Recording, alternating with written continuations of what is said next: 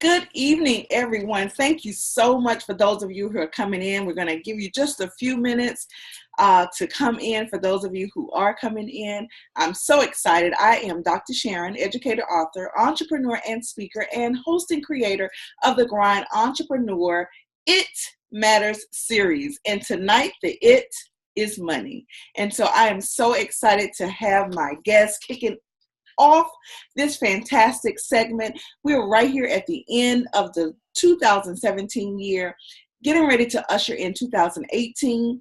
Although any time is an awesome time to make sure that your finances are in order, the end of the year seems like just a perfect time. So I'm excited to bring my first guest for Money Matters. And let me just tell you just a little bit about her. She's a certified financial education instructor. She's also an award-winning author with the top-selling guided series, It's My Money. She uses her company, Patrina Dixon Consulting, to offer strategies to people of all ages. And I'm going to stop right here and welcome my guest, Miss Patrina Dixon, author of It's My Money. Welcome, Patrina. Welcome. Thank you for having me. Absolutely. I'm so excited that you have joined us tonight. Before I let you get started, I want you to share just a little more about you. I gave just some brief information about you, but please share a little more about who you are and what it is that you do. Sure. So as you mentioned, my name is Patrina Dixon. Part of what you didn't say that's in my intro is that I'm a mom, a wife, and a daughter. Those are my three favorite jobs. I've been a single parent. I was a single parent for a while, and now I'm married to a wonderful man. My daughter is awesome. Love her. She's my why I do all of what I do. And my mom is my hero. So those are my three favorite jobs. And as you mentioned, I'm the owner and CEO of Patrina Dixon Consulting. And that started from me wanting to help others, wanting to share information that I've learned with others so they could either become financially astute or continue on with their financial independence. So as an author, I'm excited about that as well because I get to work with young people, ages 13 to 18, to teach them and get them started right so they don't get off on the wrong financial foot. So excited about all of the above. Thank you so much. And so tonight, Patrina is going to give us 5 financial tips that will help us end our year and begin 2018. And those of you who are watching live, if you have questions for Patrina, please just type them right in. I'll be manning that for her while she gives us all the nuggets on some financial tips. And so without further ado, I'm going to turn it over to Patrina. Thank you, Dr. Sharon. I appreciate it. So my first tip is budgeting. Now, I know many hate the word and dread the word budget or doing it. Let me tell you, it's one of the best tasks that you can do for yourself in your money. Think of budgeting as directing your money, telling it where to go. It's your money, so why not be the person who tell it where to go?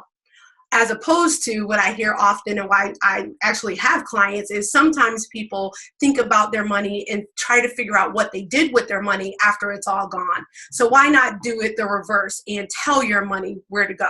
Because simply that's what budgeting is. What you want to do in order to get started with budgeting is you want to review the budget, your budget, every time you get paid. Some people get paid weekly.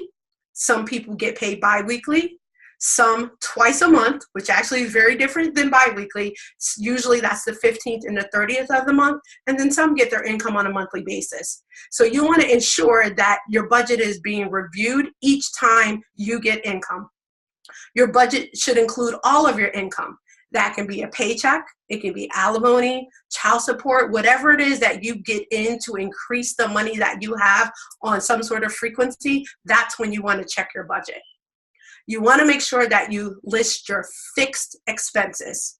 So fixed expenses are things like rent, mortgage, or car payment, car insurance, and savings. Yes, savings should be a fixed amount that is a line item on your budget. And as a fixed line item, not variable, because saving is not an optional or an amount that you should change or reduce. Again, fixed expenses are things that are the same amount that you pay every month, those are defined as your fixed expenses. And usually you have to pay them at the same time every month. The other thing you want to make sure that you include in your budget are the due dates. So when are these various items due? Then you want to list all of your variable expenses. Those are things that you have to pay every month or that you do every month, but may be different every month. And the goal is to find a way to reduce those variable expenses. Now, let me give an example of a variable expense, your lights or electricity. So during this time of year, right, we put additional lights inside of our house, outside of our house, on trees inside and out. And if you don't have them on a timer, you turn them on, when the lights go down, and then you have those running all night long if you fall asleep while they're still on. So do you have a timer on those lights? Do you turn off lights, or everybody in your household turn off lights when they're not occupying a certain room? So you all are in the family room watching TV, but are the lights on in the bedroom? So those are the kind of things that you can look at to reduce what we call the variable expenses. Another example of variable expense is eating lunch. If you do not work at home and you go into an office building, do you bring your lunch with you? Do you buy lunch every day? How much are you spending on lunch every day? When you have a actual budget that you are looking at every time you get paid, you will be able to see how much money you're spending on lunch or breakfast or eating out in the evening. So your budget will help you to take a look and analyze those items, and then hopefully find a way to reduce. So if it's lunch that we're talking about, and you're doing that 5 days a week because you go to work 5 days a week, then you may want to consider going to the grocery store, buying some lunch meat or things that you like to eat, yogurt, whatever it is that you like, and bring that stuff with you. And you'll find that the amount of money that you're spending on that item can be reduced. So the goal with all of your variable expenses, which again are defined as things that you pay every month or you do every month, that are not the same amount every month, but you may have control in reducing what those are. So I encourage you to take a look at your variable expenses.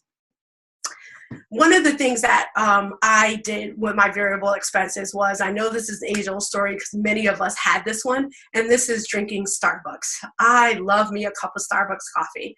I used to drink Starbucks coffee three times a day, literally 3 times a day. And then they made it very easy for us, where we can just take our phone if we have it on our card and swipe that in the Starbucks. So I now have a Keurig maker. I can buy Keurig cups and put them in the Starbucks Keurig cups and put those in the Keurig maker, but they just don't taste the same. So I actually use another brand for my Keurig maker. So instead of stop drinking Starbucks, what I did was reduce the amount of Starbucks that I consume. So I was able to still have my favorite, which is a Starbucks cup of coffee, but I was not doing it 3 times a week, 5 days a week. I was doing it once or twice maybe, and then 3 times maybe, depending on the week. If I had a bad week, a week, and then drinking the rest of the coffee at home because I work from home. So that's an example of looking at where your money was going. I was spending a lot of money on coffee. Maybe for you, again, it's lunch. Maybe it's going out to dinner. Maybe it's going to the movies. So those are the things that you want to take a look at and reduce. Once you reduce, i.e. stop spending money on those items, you want to use that to either pay off debt or increase the amount of money that you're saving. There's various ways that, because this is the age of technology, that you can budget. You can do it the old-fashioned way and put it on a spreadsheet, write it in, or you can use apps for it. You can go to gottabemobile.com and you can find the best apps for budgeting. Some people like Mint, some people like Digit, some people like Good Budget. So whichever works for you, you'll get all the details on the various apps and which sort of platforms you can use it on, either Apple or Droid. So again, budgeting, make sure that you have a budget. Your first line item on your budget, which is the second tip, and that is pay yourself first. So if any of you that's dialing in today have seen me on social media, I often tell people to pay themselves first. Pay yourself first. So I'm going to stop there and let that marinate. Pay yourself first. So I like to equate this to when you get your paycheck, you should know that you gross a certain amount, and then there's a net amount. That net amount is after certain things are taken out of your paycheck. Some of those things you have no control of. That should be what you think of as paying yourself first. Have money going into an account that you take out that's for you, for your saving. That's pay yourself first. I encourage clients to have it at a different bank than you have your other money going into, so that it's not difficult to get to, but you don't have easy access to it. So that's the money that you want to build your emergency savings, have it separate from your other money, and ensure that you're doing it every time you get paid and every time you're looking at your budget, because you're going to look at your budget every time you get paid. When I tell people to do this and add it to their budget, they say to me, how much? How much should I do? What percentage should it be at? It really depends on you. I know there's some that would say a certain percentage should be saved. So I say do an amount that you can be consistent with and you don't need to reduce. Because I don't want to say a certain percentage and that cripples you from being able to pay your bills or other things that you need to do and that to help you get at a better financial state. So I say if it's $10, if it's $20, if that's an amount that you can do consistently and not reduce, I encourage you to do that. And as we talked about before, as you find money, if you will, and I'm doing air quotes, I'm not sure if you can see me, that when you find that money by reducing your variable expenses, then you can increase the amount that you're paying yourself first. My third tip is automate your savings.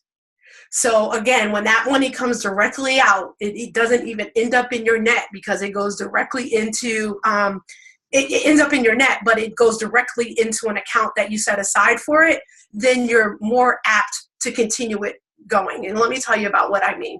So most employers allow you to have your paycheck directly deposited into an account.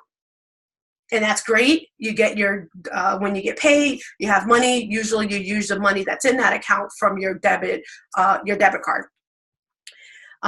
What I'm suggesting is that you also, through your employer, have whatever the amount you define to pay yourself first, automatically going into that account. And then the rest go into your account that it goes in today. So let me tell you how you would go about doing that. So you would check with your employer. Most of this can be done online.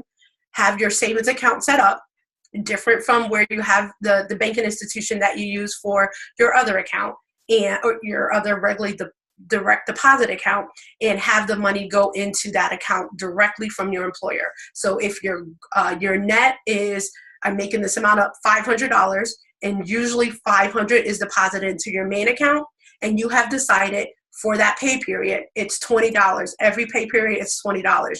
You want to have $20 going into that other account and then $480 into your regular account. You will be surprised how much money accumulates into that account when you set it up and forget about it.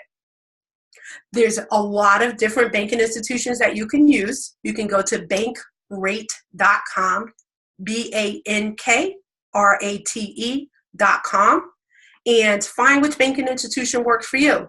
You want one that's you can access, not easily, but access.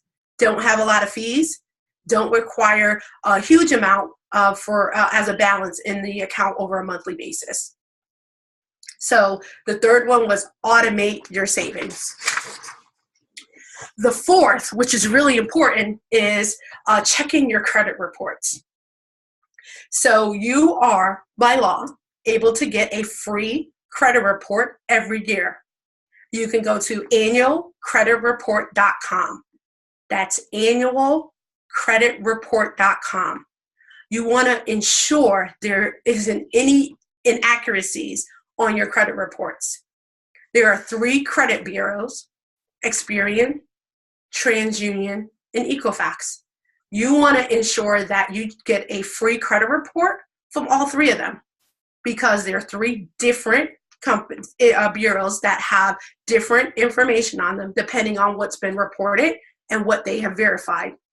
Oftentimes, they haven't verified. So it's up to you to take accountability and ensure the data that they have is accurate for you. You want to check things as simple as your name. Is it spelled correctly? Does it have the right middle name or initial? Does it have junior and you're a senior, or vice versa? Does it have the appropriate addresses for which you lived? Does it have the correct former employees or employer or current employer? And then obviously you want to check to make sure all the creditors that are listed for you are actually the right ones and the amounts that are owed or not owed. Does it show something late and you didn't have anything late? So it is your responsibility to ensure the data that's on that reflects you is the accurate information. Again, on an annual basis, so every year, you can get a free credit report. That's at annualcreditreport.com. The 3 different bureaus are Experian, TransUnion, and Equifax. When you go onto annualcreditreport.com, they will allow you to get the reports across all 3. You can get 1 at a time. You can get 3 at the same time. You could every year get the first one in January, the second one in February, and do the same, and then the third one in March, and do it the same month for that same bureau every year, or you can get them all in January, whatever you like. But please take advantage to not just get them, but go through them with a fine-tooth comb and ensure it's your information and it's reflected accurately. That's the key to that. The credit reports are people or their agencies that get information in. So people send information to them. Not all the time is it verified. So you want to make sure. So if a creditor sends something in and they made a mistake, somebody made an error, so people are human, that's what's on your report and being reflected of your character, because credits are being used for characters as well. So if you're not a person that has great credit, then that's taken at that you're not responsible. Credit reports are being pulled for, when you want to get credit for loans, for cars, when you want to buy a home, and now for employers and certain other bills as well. So anytime people oftentimes think about credit reports or your credit scores is if you're trying to get money, loan, for a home, for a car, various different things like that, they want to check your history. How have you paid other loans that you have had, or standing credit cards at stores and things of that nature? So that's why it's important to ensure, 1, it's accurate, and make sure that you're paying your bills on time so that you have a great credit history. And number 5 is giving back.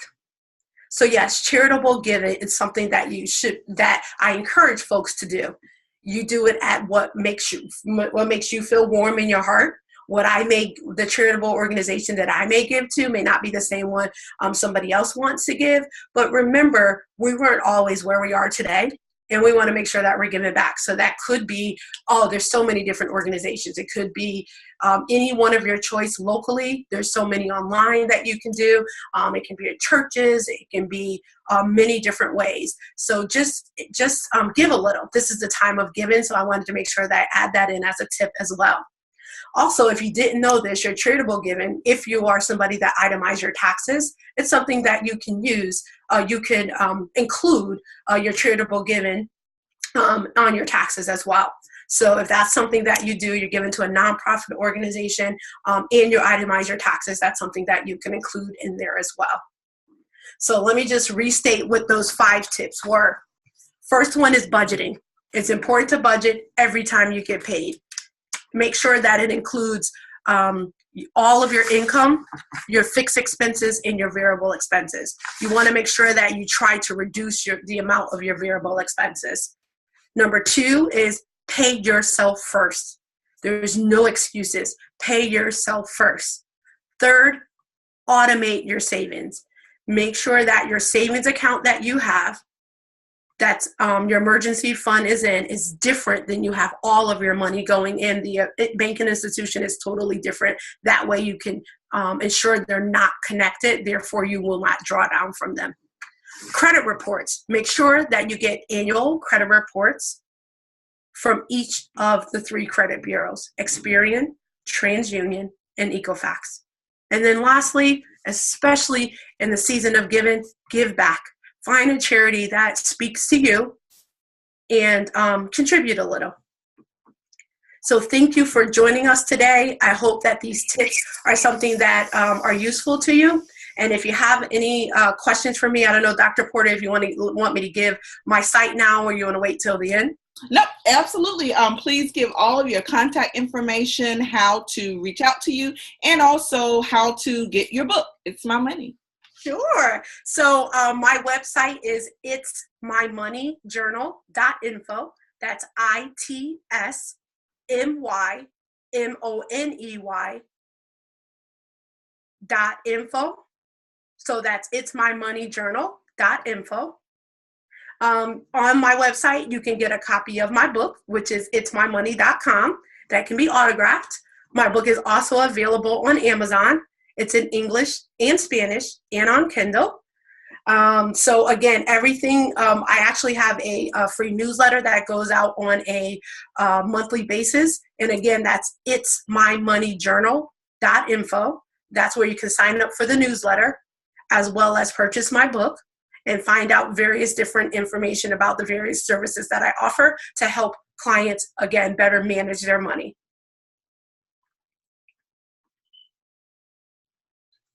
Thank you so much, and I am sure there are going to be people reaching out to you.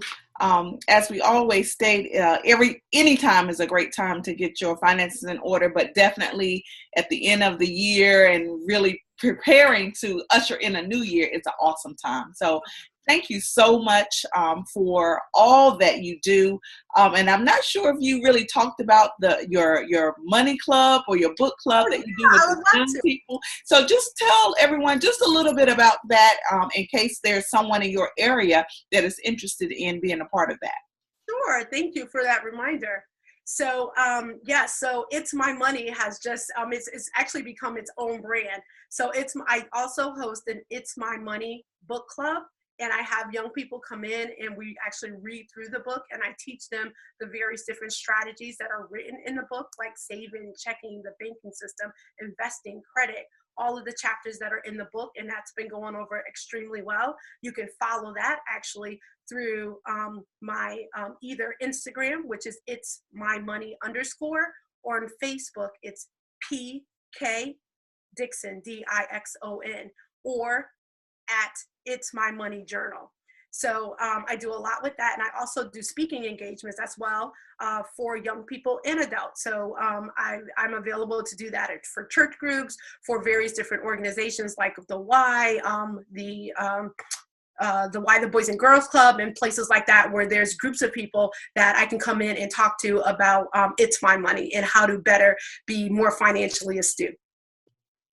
Well, Patrina Dixon, I want to say thank you so much for taking the time out to share all of your knowledge, because I'm sure you helped someone. I know I had my pen and paper as I was typing in the comment section, because we all need to make sure that we know that money certainly does matter. So thank you again, and I really appreciate it. And hopefully you'll come back later on in the year and give us some more nuggets, because this was awesome. Absolutely. Thank you for having me. Thank you so much for all you do. Absolutely. And guys, those of you who did jump in live, and those of you who are going to catch the replay, we really appreciate it. And I will ask Miss Dixon to please go on to my page to make sure that you put all of your contact information in the comment section. So guys, you have a wonderful night. Don't spend too much money on all those gifts, but definitely enjoy your holiday, and we will talk with you soon. Thank you.